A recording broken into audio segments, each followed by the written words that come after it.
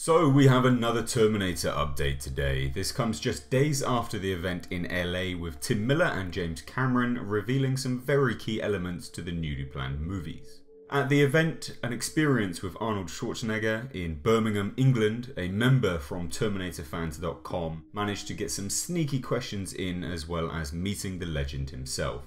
To back up what was stated by James Cameron and Tim Miller, Linda Hamilton is now currently in training for the role, as she is set to return as Sarah Connor in the new movie alongside Arnold. The movie is a direct sequel to Terminator 2 Judgment Day. It will be ignoring Terminator Genisys entirely, and there is a high potential due to this that it will not reference any events of any movie that came after Judgment Day. They are effectively wiping the slate clean entirely and trying to course correct where James Cameron feels the franchise went wrong. Which will naturally annoy a lot of people, and that's understandable, as if you are a fan of those movies, it's a shame to see them wiped so quickly from the timeline. Especially when the whole premise is time travel. They surely could have come up with a way that meant those events existed, but potentially in another timeline, allowing the fans to be happy with both scenarios. Terminator 6 is not the movie's title. It will have another name, more in line with the series. Whichever they choose, it will be interesting though to see what they end up with. As above, this movie is wiping the slate clean. However, it's doubtful that they will be calling this Terminator 3 with a subtitle.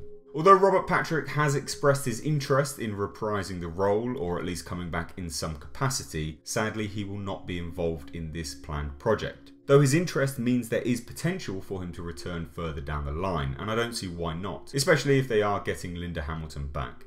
So, what do you guys make of all of this? Are you happy or sad that everything after Judgment Day is being swept away to be forgotten? I do have to say that despite not particularly enjoying those movies, the fact the whole key element throughout them is time travel, they really could have come up with a way to ensure they don't anger any fans of the films. Much like the new Star Trek movie universe is not a reboot, but more of an alternate timeline of sorts, a what-if scenario.